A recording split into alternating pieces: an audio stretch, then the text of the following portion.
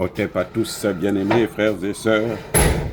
L'ancien Premier ministre d'Emmanuel Macron vient de sortir une grosse sottise qui va lui coûter cher. Qui va coûter... c'est-à-dire que... c'est encore une autre déclaration stupide, la plus stupide que je n'ai jamais entendue de la part d'un Premier ministre français, comme celle que Bruno Le Maire avait sortie et qu'il avait retirée immédiatement. Monsieur Manuel Valls, il vient de déclarer que la France doit sortir ses dents, doit montrer ses dents à la Russie, à Poutine. Les amis, ça fait rire quand vous entendez des gens comme ça. C'est-à-dire que des gens qui n'ont plus de raison d'exister, qui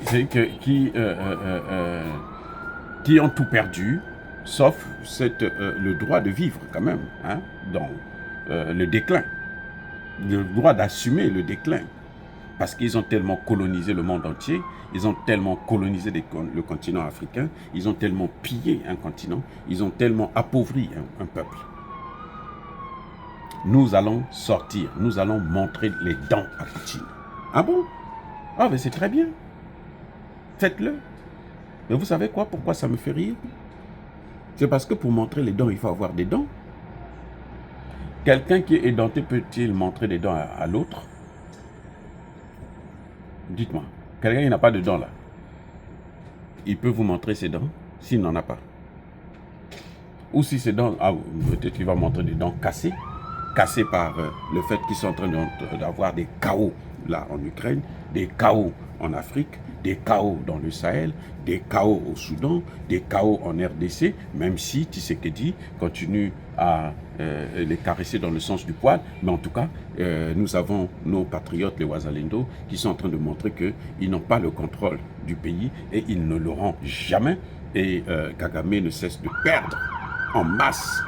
Donc le soutien de Macron ne lui donne rien, ne lui apporte rien. Bref, il dit, nous allons montrer les dents. La France doit montrer ses dents à la Russie. Macron doit montrer ses dents à Poutine. Poutine vient de montrer ses dents là.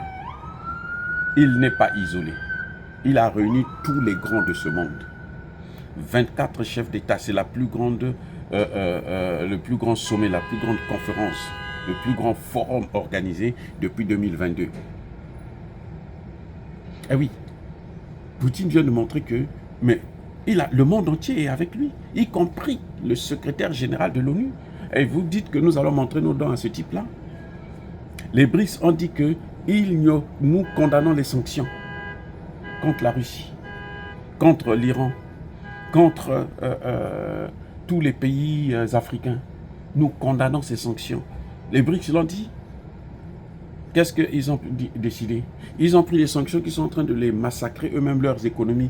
Et ils disent que nous allons montrer des dents. Ils ont quoi comme matière première qu'ils peuvent présenter? Même le café qu'ils consomment tous les jours, ça vient d'Afrique. Vous voyez? Donc, ils vont montrer quelles dents.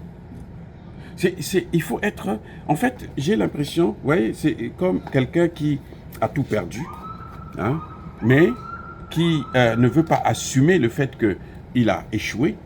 Et puis bon, qui fait tout pour qu'il existe.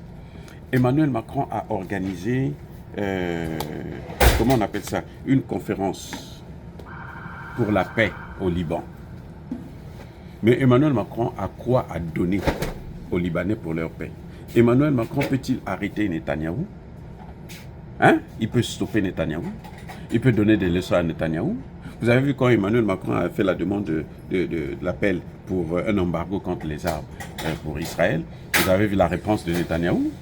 On l'a envoyé balader, on l'a dénigré, on l'a rabroué. Les Américains n'ont pas suivi ça. D'ailleurs, tout ce que lui, il a décidé, quand il a dit « nous allons envoyer des hommes au sol », pourquoi il n'a pas envoyé des hommes en Ukraine? Il fallait qu'il les envoie. Nous, c'est ce que nous attendions. On se disait que la France doit montrer qu'elle a des dents, justement. C'était en envoyant des troupes au sol en Ukraine. Là, elle devrait montrer ses dents.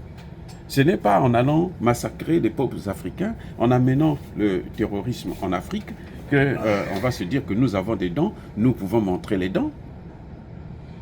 Ce n'est pas en créant, en maintenant un certain nombre de pays africains pour qu'ils ne puissent pas sortir du franc CFA que la France a des dents. La France n'a pas de dents. Elle n'a pas de dents, elle est dentée, la France. Elle n'a rien. Elle n'a rien. La France doit maintenant boire la soupe. Elle ne peut pas manger la viande, parce qu'elle n'a pas de dents. Elle doit boire la soupe. Matin, midi, soir. Vous voyez, c'est comme ça. Ils veulent, quand Emmanuel Macron fait ça, c'est pour montrer que lui, il existe encore, que bon, lui, il peut jouer toujours dans la cour des grands. Aujourd'hui, dans la cour des grands, là, même les États-Unis sont en train de chercher leur place. Je reprends ma thèse. Dans la cour des grands, même les États-Unis sont en train de chercher leur place. Parce que les États-Unis ont pensé que la force pouvait tout résoudre. Or, le problème de la force, c'est que la faiblesse de la force se trouve dans la croyance que la force peut régler tous les problèmes. Je reprends. Le problème de la force, c'est de penser que la force peut résoudre tous les problèmes. Ça, c'est la faiblesse de la force. Et c'est ça que les États-Unis ont fait. Ils ont pensé que, parce qu'on va installer des bases militaires dans le monde entier, plus de 730 bases militaires dans le monde entier, un budget colossal de 800 milliards de dollars. Mais ils ont échoué à la guerre en Irak. Ils ont échoué à la guerre en Libye. Ils ont échoué à la guerre en Yougoslavie. Ils ont échoué à la guerre en Somalie. Ils ont échoué à la guerre au Vietnam. Ils ont échoué à la guerre en Afghanistan. Mais à quoi ça sert d'avoir toute cette force si vous échouez à toutes vos guerres? Maintenant, ils ne peuvent plus même faire la guerre qu'ils utilisent des guerres par procuration.